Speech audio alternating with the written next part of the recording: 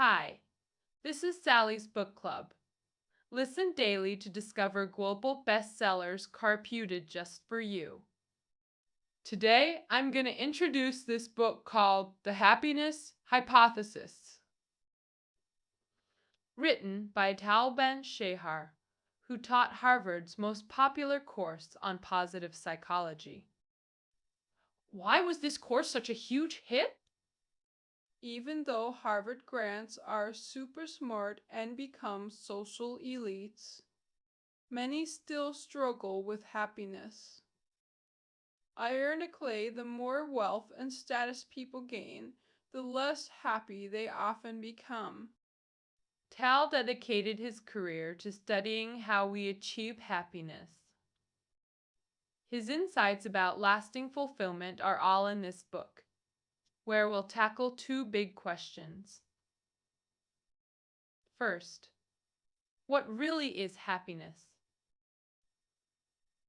Second, how do we actually attain it? Tal's journey to studying happiness began unexpectedly. His exploration started with a personal crisis during his teen years. At 16, Tal competed in Israel's National Squash Championship after 5 years of intense training. Throughout those grueling years, he battled constant emptiness but couldn't understand why. He believed winning the championship would finally make that emptiness disappear. 5 years later, he did win the championship as planned. But the expected happiness never came. The celebration joy faded instantly, leaving deeper emptiness. This sparked his lifelong question: what truly defines happiness? In college, through philosophy and psychology courses, Tal realized his struggle wasn't unique. Most classmates prioritize grades and future earnings over present happiness. They endured painful sacrifices, believing suffering was necessary for future success. But is this really the only path to happiness? To answer this, let's examine the 4 life models the author identifies. The hedonism type, like eating fast food burgers that taste good but lack real nutrition. Eating these burgers gives instant satisfaction but burdens your health. Hedonistic people trade future happiness for present pleasure. They only focus on immediate gratification, ignoring future consequences.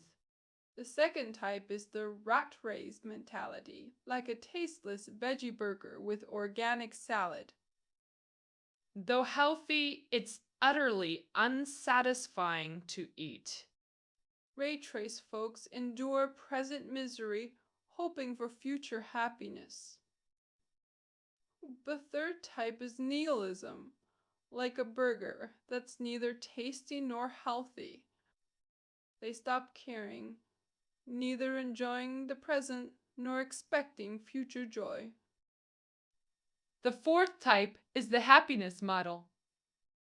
This burger combines hedonism's taste with rat race's health benefits, enjoying present while building future. Let me make this concrete with Tim's story. He embodies all 4 types. Tim had a carefree childhood until elementary school began. Adults kept saying school's purpose was getting good, grades for future jobs, making Tim live in constant anxiety. He feared failing exams, dreaded writing wrong characters, only looking forward to recess. School vacations became his emotional refuge. In college, he joined clubs, volunteered, took uninteresting courses, all for resume building. Working 84-hour weeks post-graduation, he endured extreme pressure. After years of grind, the firm offered him partnership, his supposed happiness goal. But when achieved, The expected happiness never arrived. Tim realized he'd been constantly striving yet emotionally empty. Though materially successful, temporary relief from completed tasks quickly turned to new anxieties. Why does this cycle persist? Because he clung to this flawed belief that happiness would come once goals were achieved. This happiness is just an illusion, temporary relief from stress that quickly fades. It coexists with negative emotions. This is the rat race lifestyle. Truth is, most of us fall into this category. Let's revisit Tim's story. What if he focused solely on instant gratification? He became alcoholic, did drugs, chased casual hookups, classic hedonism. Initially felt liberated, but soon spiraled into boredom and depression. Failed in both rat race and hedonism, Tim embraced nihilism, surrendering to fate. Let's summarize these three flawed approaches. Retracers believe in the arrival fallacy. Happiness awaits at next achievement. Hedonists worship momentary pleasure, regardless of consequences. Nihilists trap themselves in false belief that life has no meaning. So, what's true happiness? The author defines it as the combination of pleasure and purpose. Happy people find meaning throughout life's journey. This sustains even through hardships. Pain exists but doesn't dominate. Simplified, happiness equals pleasure plus purpose. Does this mean constant cheerfulness? Absolutely not. True happiness isn't perpetual euphoria, but resilience through challenges. What about drug users or beach bums? They lack the purpose component. Hence, they're not truly happy. Remember, our equation requires both elements. Imagine a machine that makes you feel loved without any effort, pure artificial happiness.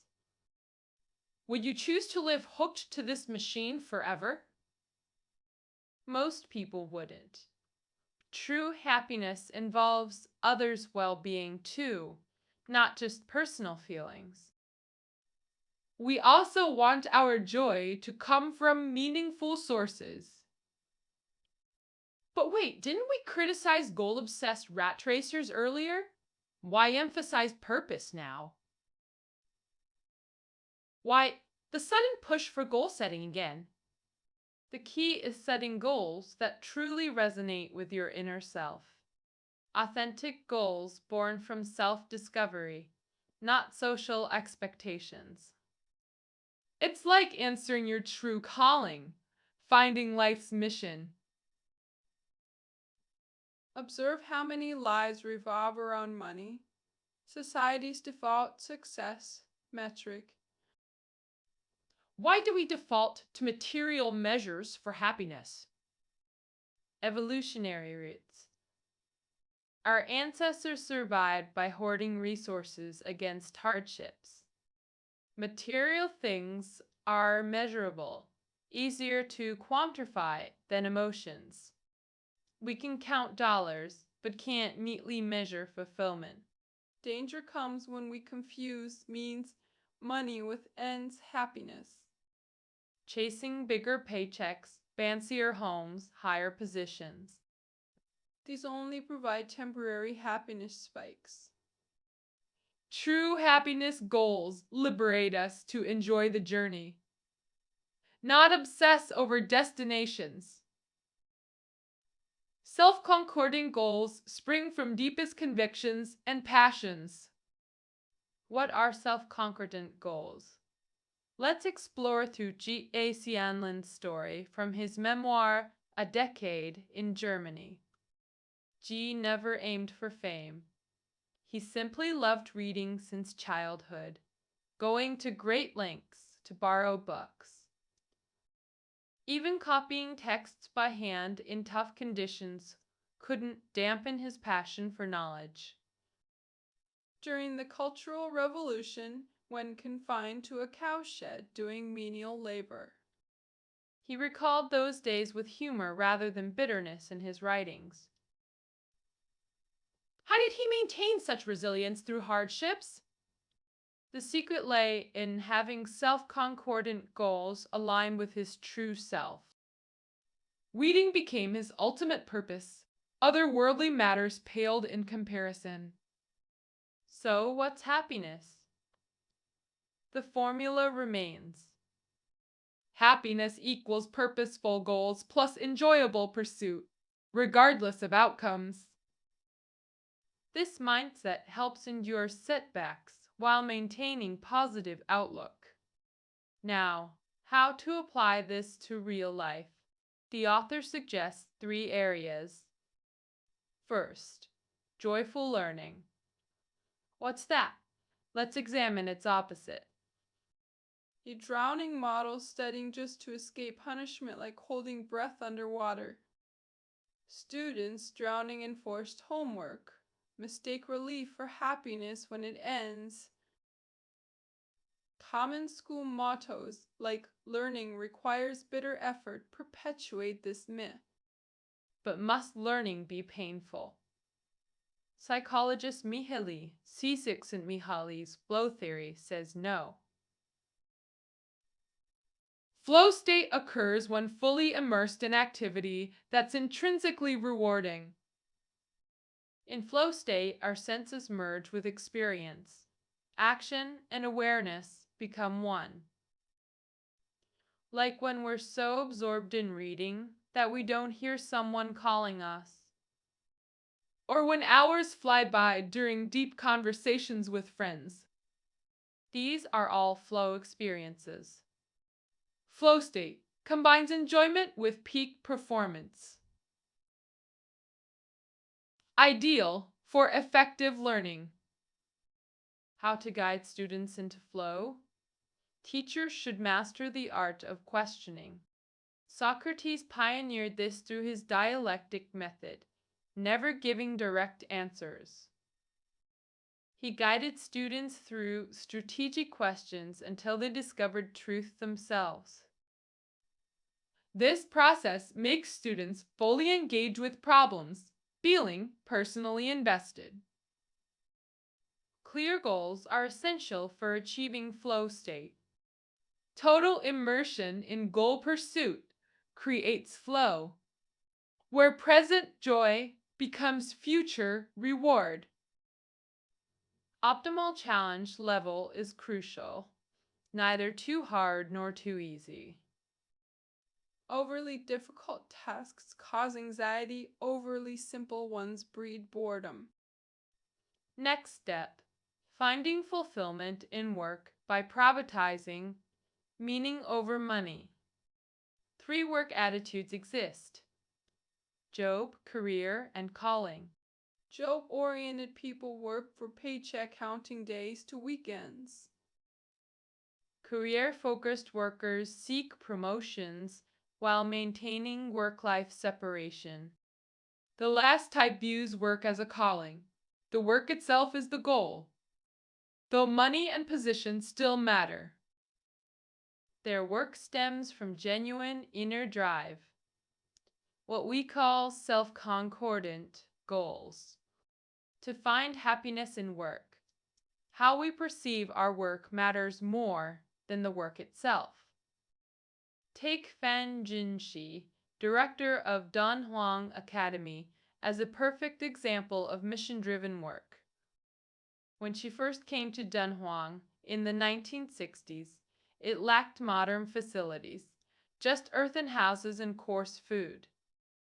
Born in Beijing and raised in Shanghai, she endured harsh conditions, no electricity, running water, or proper sanitation. As director, she pioneered digital conservation techniques, allowing virtual cave tours, spreading Dunhuang's cultural legacy. Fans' lifetime dedication proves happiness comes from intrinsic motivation, not external rewards. For marital happiness, the secret lies in loving your partner's core self, their authentic personality. Core self refers to one's fundamental, unchanging traits beyond social roles. Love based on wealth or status rarely brings happiness. Unconditional love rooted in character does. Two key elements: understanding and nurturing.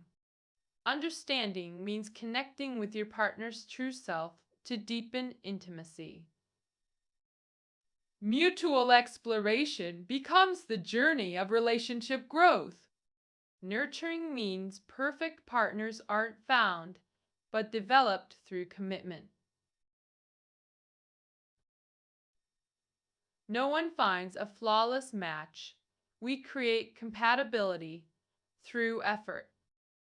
Rao Pingu's memoir, Our Story, moved millions. This Whampoa alumnus painted his love story with late wife Mai Tang.